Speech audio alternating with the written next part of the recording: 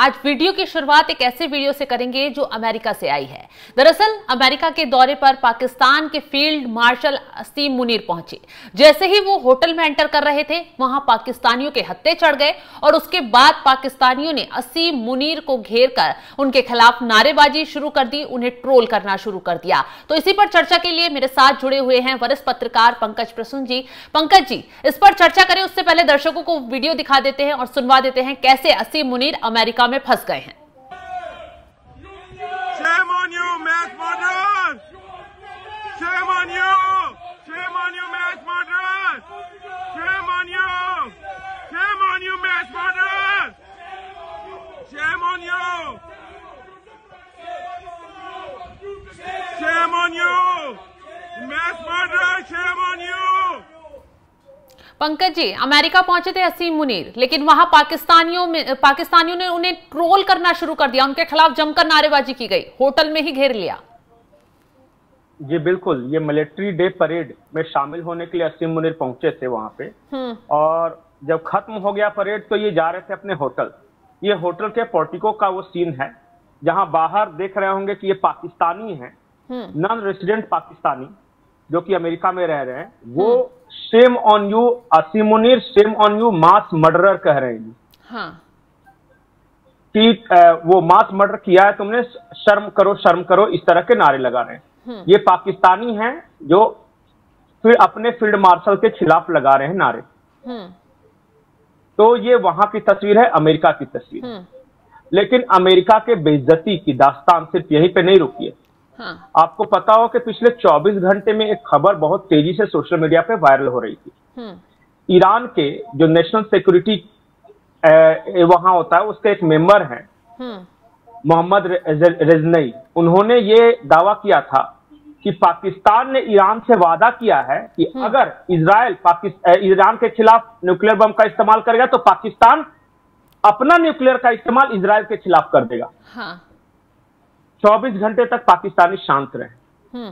फिर कुछ शाम को परिवर्तन हुआ और परिवर्तन होने के बाद ट्रंप ने डांट लगाई। कहा कि बेगैरत लोग, हमने तुम्हें सिर्फ गार्ड बना के रखा है अपने न्यूक्लियर वेपन्स का, तुम्हें इस्तेमाल करने की इजाजत नहीं है। तुम दुनिया को सिर्फ बता सकते हो कि तेरे पास है, लेकिन तुम ऐसे धमकी नहीं दे सकते कि इजराइल के खिलाफ फोड़ देंगे। उसके बाद सफाई देने आए कि पाकिस्तान के जो मंत्री हैं वो संसद में खड़े हुए और उन्होंने कहा कि ये तो फेक खबर थी, ईरान के अधिकारी ने फेक खबर बताई है। अगर ये फेक होती तो आप 24 घंटे क्या कीर्तन कर रहे थे, डिनाई कर देते उसी वक्त। बिल्कुल। तो जब चारों तरफ जब फैल रहा था तब बाद में आके अमेरिका से डांट लगने के बाद तब ये कह रहे थे कि नहीं जी हम तो इस्तेमाल नहीं करेंगे, हमारा ये कल तक बड़ी बड़ी बातें कर रहे थे। बिल्कुल पंकज जी, वो बयान ही सुनवा देते हैं ना दर्शकों को कि कैसे पाकिस्तान की तरफ से सफाई दी जा रही है कि हम कोई इजराइल पर परमाणु बम नहीं फेंकने वाले हैं। बयान सुनवाते हैं जनरल्स को कोट करके कि जी पाकिस्तान ने ये कहा है कि अगर इसराइल ने हमारे ऊपर न्यूक अटैक किया तो पाकिस्तान इसराइल के ऊपर न्यूक्लियर हमला कर देगा। ये गैर जिम्मेदाराना और इतनी झूठी खबर है। और वो सोशल मीडिया में चलती चलती अभी मुझे थोड़ी देर पहले पता चला कि डेली मेल ने पिक कर लिया इंग्लैंड में।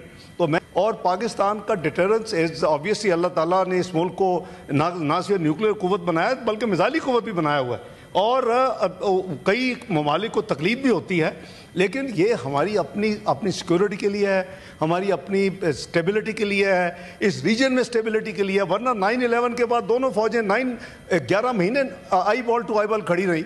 अगर ये ना होता तो शायद पता नहीं क्या हो जाता उस वक्त, क्योंकि इंडिया को तो कोई मौका चाहिए था। तो मैं सिर्फ ये क्लैरिफाई करना चाहता हूँ, क्योंकि अभी भाई ने बात भी की है तो मैंने सोचा कि मैं हाउस को जो अब तक की डेवलपमेंट्स हैं बैठा हूँ तो मैं शेयर कर लूँ। तो हमने कोई ऐसी स्टेटमेंट हमारी तरफ से कोई ना स्टेटमेंट किसी ने दी है, इसको फैब्रिकेट किया गया है इसको। और मैंने आपको एक वो मिसाल दे दी है कि कल प्रेसिडेंट ट्रंप की चल रही थी और वो जब हमने 3 जगह से चेक करवाए तो वो AI जनरेटेड यानी वो फेक थी, वो जो क्लिप था लेटेस्ट। कह रहे हैं कि ये परमाणु हथियार तो हमारी सिक्योरिटी के लिए है, हमारे लिए, हमारी आवाम के लिए, सुरक्षा के लिए। फोड़ने होते तो हम 9/11 का युद्ध चला तब फोड़ देते, हम क्यों दूसरों के लिए इस्तेमाल करेंगे इसको? तो इसका मतलब कि ईरान का जो वो डिफेंस स्टाफ था वो झूठ बोल रहा था, या तो वो झूठ बोल रहा था या फिर ये झूठ बोल रहे हैं, दोनों में से कोई एक ही हो सकता है ना। बिल्कुल। और ये 24 घंटे सफाई देने के लिए इंतजार करते रहे।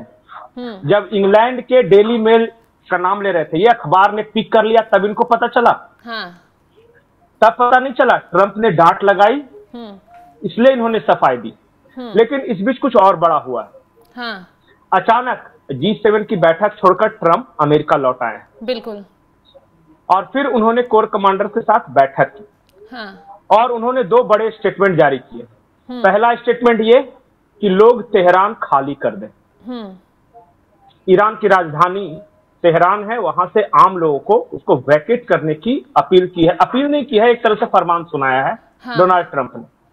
और दूसरी बड़ी खबर यह है कि डोनाल्ड ट्रंप ने कहा है कि न्यूक्लियर डील करने में ईरान ने काफी देर कर दी है।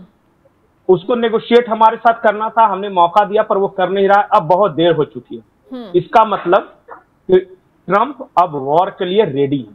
अचानक G7 की बैठक छोड़कर अमेरिका आना और फिर ये 2 स्टेटमेंट देना, बहुत देर कर दी और तेहरान खाली कर दो, इसका मतलब है कि अमेरिका किसी भी क्षण इजराइल की तरफ से इस युद्ध में कूद पड़ सकता है। बिल्कुल। कल खबर भी आई थी पंकज जी, एक खबर ये आई थी कि अमेरिकी दूतावास पर जो तेल अवीव में है, ईरान ने वहां तक हमला बोल दिया। बिल्कुल बिल्कुल, उसी के बाद ये सारा कुछ बदला है। जब आप अमेरिकन एसेट्स पे हमला करते हो तो फिर अमेरिका शामिल हो जाता है। 2 और बड़ी खबरें हैं। खबर यह है कि इजराइल से अब तक अमेरिका इजराइल को मनाने की कोशिश कर रहा था कि सीज फायर कर लो।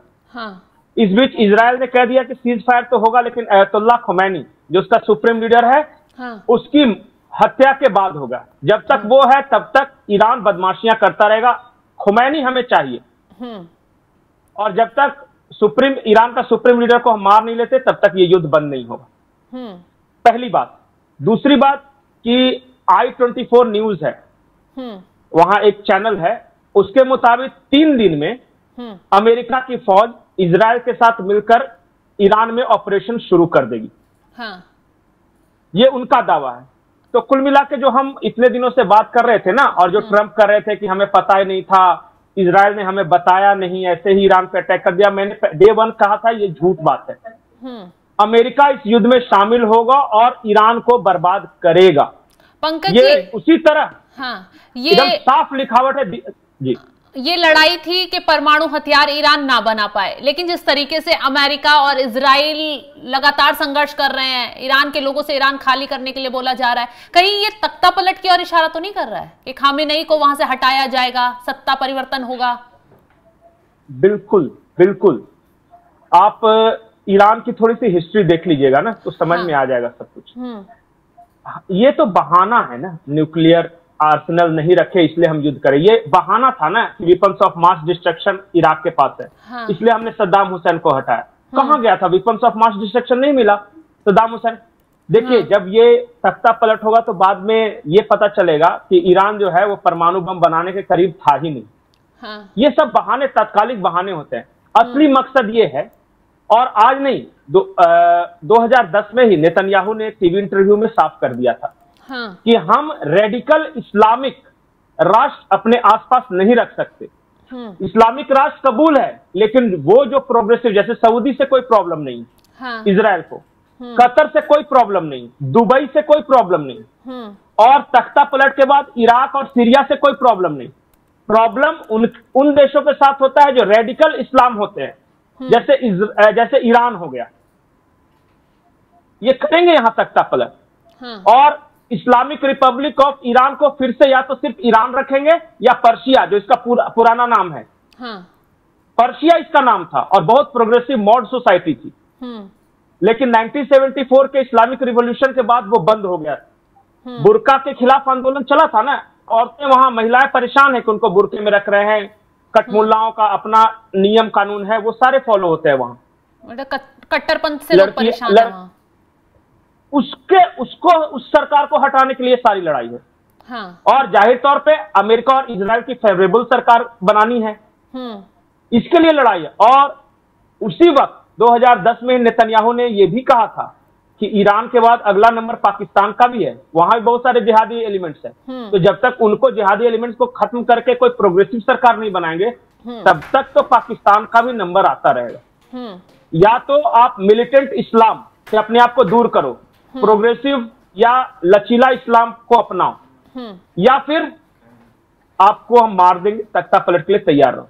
ये है अघोषित नियम, बिल्कुल, और उसके लिए लड़ाई हो रही है। और आप थोड़ी देर के लिए इस बात के लिए कंफ्यूज मत रहिएगा कि ब्रिटेन नहीं है तो अमेरिका नहीं है तो इजराइल अकेले लड़ रहा है, सब एक है। आज देखिएगा, एक बार अमेरिका के शामिल होने दीजिए, ब्रिटेन भी शामिल होगा, नाटो की सेना भी शामिल होगी, इजराइल तो है ही शामिल, बस थोड़े वक्त की बात है। देखिए ये सब कैसे आता है। और मैं आज आपको बोल रहा हूं, ईरान की बर्बादी निश्चित है, कोई नहीं रोक सकता। देखिए 3 प्रॉक्सीज के जरिए ईरान लड़ रहा था, हूती, हमास और हिजबुल्लाह। पहले इजराइल ने इन तीनों पे अटैक करके इन सबको डिसमेंटल किया। जैसे हिजबुल्लाह को खत्म करने के लिए लेबनान पे अटैक किया, हमास को खत्म करने के लिए ये फिलिस्तीन पे अटैक किया, और हूतियों को खत्म करने के लिए अमेरिका ने यमन पे अटैक किया। जब इसके सारे प्रॉक्सीज खत्म हो गए, तब आया कोर, और अब आया ईरान। पहले इजराइल ने अटैक किया है, देखिए अमेरिका अटैक करने वाला है 3 दिन बाद, उसके बाद बाकी देश भी शामिल होंगे। आयतुल्लाह खुमैनी या तो भागेंगे या मारे जाएंगे, या फिर वहां तख्ता पलट तो निश्चित, उसी के लिए सारा कुछ हो ही रहा है। बिल्कुल, बिल्कुल सही कहा पंकज जी आपने। तो 3 बड़ी खबरें हमने आपको बताई कि कैसे पाकिस्तान की किरकिरी हो रही है। अमेरिका में जाकर पाकिस्तान के फील्ड मार्शल फंस गए हैं, पाकिस्तानी लोगों ने उन्हें घेर लिया है। तो दूसरी तरफ जो न्यूक्लियर वेपन्स को लेकर, परमाणु हथियारों को लेकर पाकिस्तान की तरफ से पहले कहा जा रहा था कि वो ईरान का साथ देगा और परमाणु हथियार इजराइल में फोड़ देगा, उसको लेकर पाकिस्तान घिर गया है। अब सफाई दे रहा है कि हमने तो ऐसा कुछ कहा नहीं था। और तीसरी तरफ अब ईरान चारों तरफ से घिर गया है, ईरान की बर्बादी अब लिख दी गई है, क्योंकि ट्रंप भी अब G7 की बैठक छोड़कर अमेरिका लौटे हैं और एक बड़ी रणनीति बनाई जा रही है। तेहरान से लोगों को वहां खाली करने के लिए बोल दिया गया है, और इजराइल ने भी अपने हमले तेज कर दिए हैं। फिलहाल पंकज जी, जो जानकारी आपने दी उसके लिए आपका बहुत बहुत शुक्रिया। एक सेकंड, एक बड़ी खबर है, G7 ने खुलकर इजराइल का सपोर्ट किया है। G7 के देशों ने इजराइल का खुलकर सपोर्ट किया है और कहा है कि ईरान किसी भी कीमत पर परमाणु हथियार नहीं रख सकता। जो मैं बोल रहा था वो हुआ कि नहीं? बिल्कुल, ये सारे आएंगे ईरान के खिलाफ, ब्रिटेन भी आएंगे, फ्रांस भी आएंगे, सारे नाटो के देश आएंगे, देखिएगा आप। तो ये बड़ी खबर आपको बताई है कि G7 के देशों ने इजराइल का सपोर्ट कर दिया है और ईरान चारों तरफ से घिर गया है। या तो अब ईरान को घुटने टेकने होंगे, और या फिर अब उसकी बर्बादी लगभग तय नजर आ रही है। फिलहाल जो जानकारी हमने आपके साथ साझा की है, उसको लेकर आप क्या राय रखते हैं, कमेंट कर अपनी राय जरूर बताएं, और तमाम खबरों की अपडेट के लिए आप हमारे साथ जुड़े रहें। नमस्कार।